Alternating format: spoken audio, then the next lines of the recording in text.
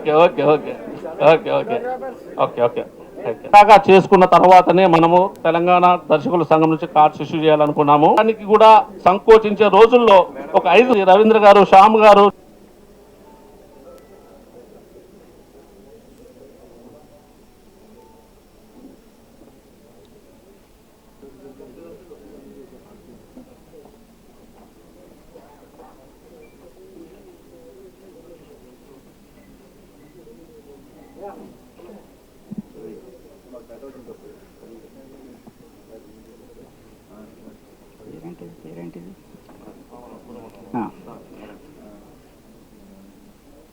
ఇన్ని రోజులు మనం ఒక ప్రాంతం, ఇవాళ మనం ఒక రాష్ట్రం.